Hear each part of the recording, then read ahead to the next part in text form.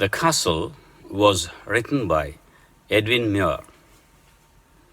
Edwin Muir was a renowned Scottish poet, novelist, translator, and critic. He was remembered for his vivid poetry. He began writing poetry at a relatively old age and over the course of several years worked out an individual philosophical style for which he gained recognition later in his life. Now, let's read the poem. The Castle. All through the summer at ease we lay, and daily from the turret wall we watched the mowers in the hay, and the enemy half a mile away, they seemed no threat to us at all. For what we thought had we to fear, with our arms and provender load on load, our towering battlements tier on tier, and friendly allies drawing near on every leafy summer road. Our gates were strong, our walls were thick, so smooth and high no man could win a foothold there. No clever trick could take us dead or quick. Only a bird could have got in. What could they offer us for bait? Our captain was brave, and we were true. There was a little private gate, a little wicket gate. The wizened warder let them through. Oh, then our maze of tunneled stone grew thin and treacherous as air. The cause was lost without a groan, the famous citadel overthrown, and all its secret galleries bare. How can this shameful tale be told? I will maintain until my death. We could do nothing being sold. Our only enemy was gold, and we had no arms to fight it with. All through that summer at ease we lay. We here means the soldiers. The soldiers are guarding the castle, and the poet assumes himself as one of the soldiers in the castle. All through that summer at ease we lay. We lay at ease all through the summer. We lay. The soldiers were at ease. They were taking rest. They were fearless. They were not tensed. They feel relaxed all through that summer. And daily from the turret wall we watched. Daily from the turret wall we watched. What is a turret? So the highest part of the castle is called a turret. The soldiers can watch from the turret the movements of the enemies. So the turret can be considered as a watchtower. And daily from the turret wall we watched. We watched what? The mowers in the hay. We watched the mowers. Mower. Mow means cut. Mower, one who cuts. The farmers or the people working on the land, cutting the grass or cutting the hay. These are the mowers. The word mowers can denote a machine that mows. That's a lawn mower. You might have heard of it. Mow is to cut grass, etc., using a machine or tool with special blades. For example, I mow the lawn every week in summer. There are other words that closely mean cut. Chop, clip, crop, dissect, fell, lop, mow, prune, reap, sever, shave, shear, slice, snip, and trim. Let us see all these words one by one. We chop wood. We clip nails. We crop pictures. We dissect animals. We fell trees. We lop branches. We mow grass. We prune plants. We reap grains. We sever relationships. We shave the face. We shear wool. We slice vegetables. We snip loose threads. We trim the beard. So mowers, people who are cutting the grass or the hay.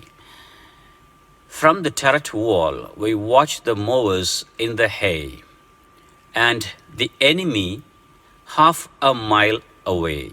We could watch even our enemies who were half a mile away. They seemed no threat to us at all. They are not a threat. We are not afraid of them. We do not have any fear over those enemies. For what we thought had we to fear? With our arms and provender load on load. For what had we to fear? We don't have anything to be afraid of. We don't have any fear because we are with our arms and provender load on load. Arms, weapons. We have weapons and provender. Provender, supply of food, ration. Load on load. So lots of, a great quantity of weapons and food are stored here. Our towering battlements, tier on tier. Our towering battlements, towering means tall, high. Our battlements are very high. What are battlements? Battlements are low wall at the top of the castle, just like a parapet wall, but with spaces or gaps for the soldiers to shoot from. See, these are the battlements. The intervals or gaps or spaces at the top of the wall. The soldiers can attack their enemies, shoot from there. These are battlements. Our towering battlements, our tall, high battlements, tier on tier. Tier means layer or level. So tier on tier. Our battlements are multi-layered. Look at the word tier. Tier 1, Tier 2, Tier 3. Different layers. And you see a 3-tier wedding cake, a 3-tier trolley, and you can see a compartment of a 3-tier coach. So tier is a layer or level. Tiered battlements. Now look at this castle. It has battlements at different heights or different levels or different tiers. So we have battlements tier on tier, tiered battlements. Our towering battlements tier on tier, and friendly allies drawing near. Allies. Allies means friends. The other countries which are in good relationship with us, who help us, who behave friendly towards us, and friendly allies drawing near. Our friendly countries are also very close to us, surrounding our place, our country, on every leafy summer road. On every summer road, our allies, our friendly nations are also near us, approaching us, very close to us. So, why should we be afraid of? Why should we fear? And the poet gives some more reasons for not having fear. Our gates were strong, our walls were thick, so smooth and high, no man could win a foothold there. Our gates were strong, our walls were thick. So the castle was very strong with thick walls, so smooth and high. The walls were smooth and high, so that no man can climb over it. No man could win a foothold there. Foothold is a small hole or a gap or a crack for the foot to rest while climbing on. Look at this image. This is foothold.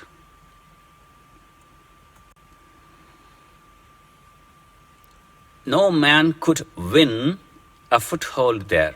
No man could succeed in obtaining, in finding a foothold there, a hole or a crack to rest the foot so that he can climb. No clever trick could take us dead or quick. So whatever plan, whatever trick you do, you cannot capture us. No trick could take us dead or quick. Quick in this context means alive. So our enemies cannot get us either dead or alive. Only a bird could have got in. So the castle is very high and strong. No man could enter it. Maybe some birds can fly over the castle to get into it. What could they offer us for bait? What could they offer? What could they give us for bait? Bait, what is a bait? It is something used to attract or to tempt somebody. Look at this picture. There's a fishing hook with a worm used as a bait. So bait is something used as an object of attraction. It attracts, it tempts, it lures somebody, or it persuades somebody to do something. What could they offer us for bait? So nothing can act as a bait to attract us, to trick us, to tempt us. Our captain was brave.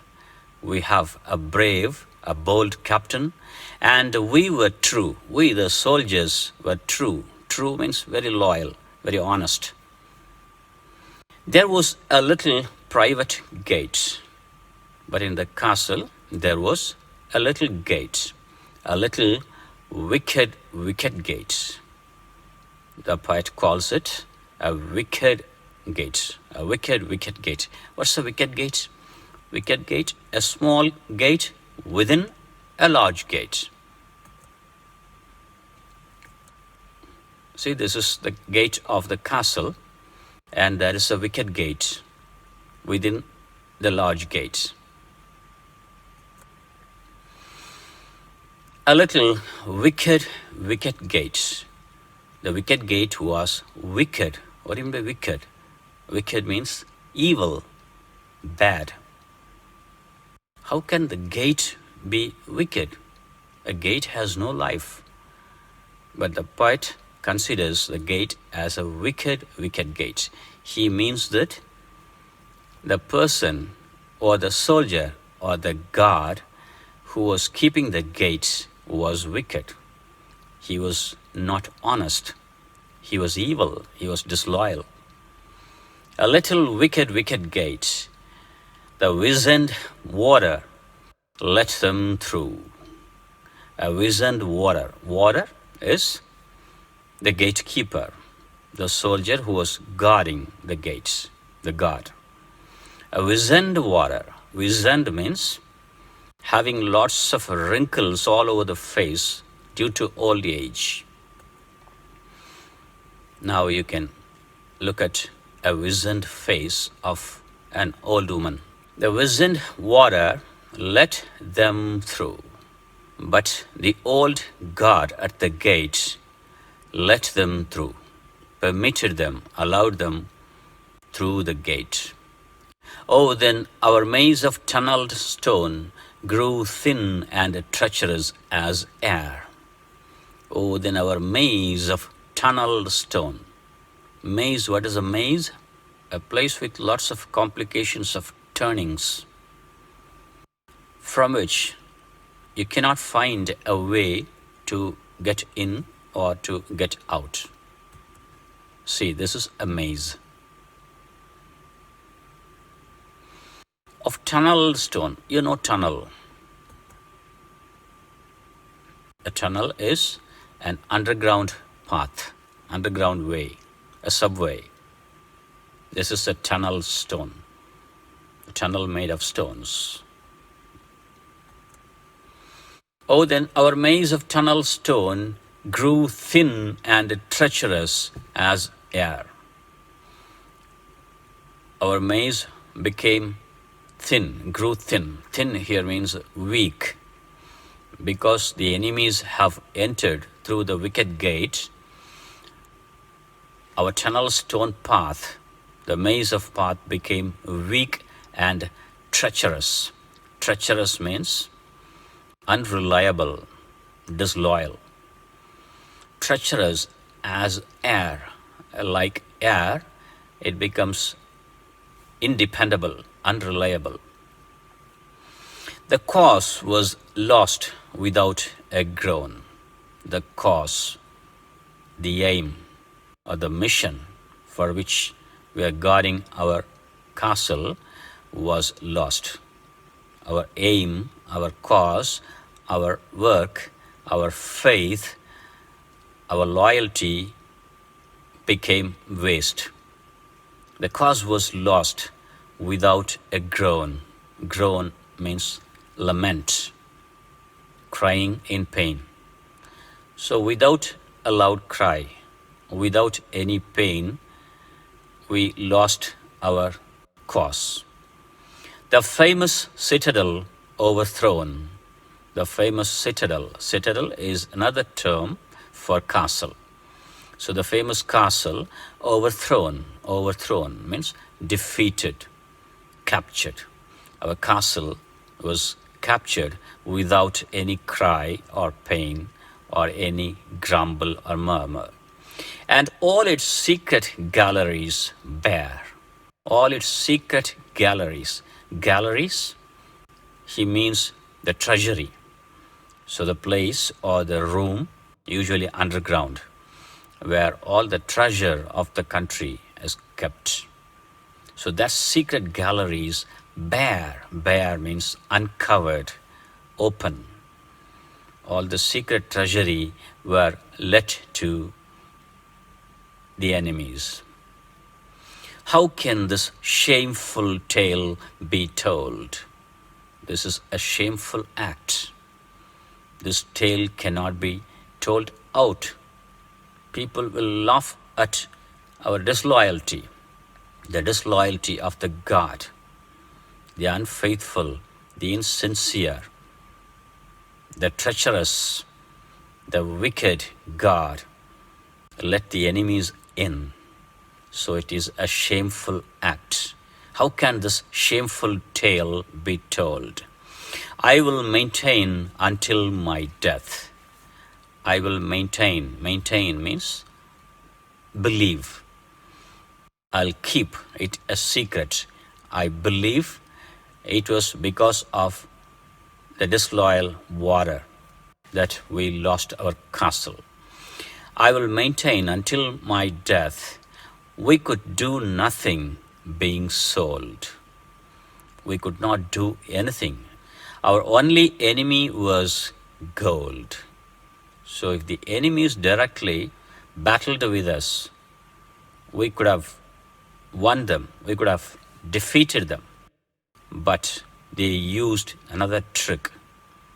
They tempted, they persuaded the wicked, wizened warrior to get a bribe and let the enemies in. So our only enemy was gold. Gold was given to the warrior as a bribe to let the enemies in. So the warrior became greedy and he accepted the gold and let the enemies in. So we consider gold as our enemy, and we had no arms to fight it with. We cannot fight with gold because we do not have any special weapon to fight with gold. Had it been our real enemies, we could have defeated them in war. But our enemy was gold. So we were helpless. We could not do anything against our enemy gold. We do not have any weapons to fight with gold. So we lost the castle because of the greed or the disloyalty of the warrior. So the famous citadel, the strong castle, we believed, which could not be won by, captured by anyone, was easily caught by the enemies by giving gold, by bribing the warrior. The famous castle was captured just by bribing the old warrior with gold. So gold became our real enemy, and we did not have any weapon to fight with it. The castle was lost. It was captured. It was seized. Okay, after knowing the meaning, let's read the whole poem again. All through that summer at ease we lay, and daily from the turret wall we watched the mowers in the hay. And the enemy half a mile away, they seemed no threat to us at all. For what, we thought, had we to fear, with our arms and provender load on load, our towering battlements tier on tier, and friendly allies drawing near on every leafy summer road. Our gates were strong, our walls were thick, so smooth and high no man could win a foothold there. No clever trick could take us dead or quick. Only a bird could have got in. What could they offer us for bait? Our captain was brave and we were true. There was a little private gate, a little wicket gate. The wizened water let them through. Oh, then our maze of tunnel stone grew thin and treacherous as air. The cause was lost without a groan, the famous citadel overthrown, and all its secret galleries bare. How can this shameful tale be told? I will maintain until my death. We could do nothing being sold. Our only enemy was gold, and we had no arms to fight it with. Now, let's see some of the figures of speech used in this poem. A little wicket gate. It's a wicket gate, we know. It is a small gate within a large gate, that is wicket gate. But it is described wicked. The author says it's a wicked gate. A gate cannot be wicked. Lifeless object cannot be wicked. But actually, the poet means the guard. The old man who was guarding the gate was wicked. So the adjective wicked should have been with the water, wicked water. But it is used an adjective for the wicket gates. This is called transferred epithet. So transferred epithet, from this example you can understand. Adjective should have been used with some other person or some other thing related to the word described here. So wicked is the adjective suitable to be used with the water, the old soldier who was guarding the gates. But the poet has used the adjective wicked for the gates, so it is transferred epithet. Next one. Oh, then our maze of tunnel stone. Maze of tunnel stone. We saw what a maze is. So the tunnel stone, the stony tunnel, is compared here to a maze because it is a difficult path to find the way. So the tunnel stone is like a maze, but the word like is not used here directly. So the poet has indirectly compared the tunnel stone to a maze. So it is a metaphor. Next one. Grew thin and treacherous as air. So the tunnel stone grew, became thin and treacherous, so weak and unreliable as air, as like air. So the word like is directly used to compare how it got thin and treacherous like air. So this line has a simile. The fourth one, how can this shameful tale be told? How can this shameful tale be told? We know it is a question, but the question is asked without expecting any answer. The poet knows the answer. He does not want the reader to answer, but he uses the question to emphasize something, to make the readers think. So such question asked to emphasize something or to provoke the thoughts of the reader is called a rhetorical question. So this is a rhetorical question. And the fifth one, our only enemy was gold. So gold is compared to an enemy. Indirectly, gold is compared to the enemy, so it can be considered metaphor. Or the word gold represents something else. So the word gold can be anything, any riches, wealth, currency, money. So it represents greed. Just because of the evil quality, greed, we lost the castle, the greed of the water, not of all soldiers. All the soldiers were true. They were honest, they were loyal. But the only guard at the gate made the enemies enter the castle. So our only enemy was gold. So this can be called an allegory. An allegory is a thing or event used in a play or poem or story to represent some other event or thing, especially evil things. Here the word gold represents greed, so it can be considered an allegory. So these are all the figures of speech used in this poem. All right, I hope you enjoyed the poem. You understood the words, difficult words in the poem. Thank you.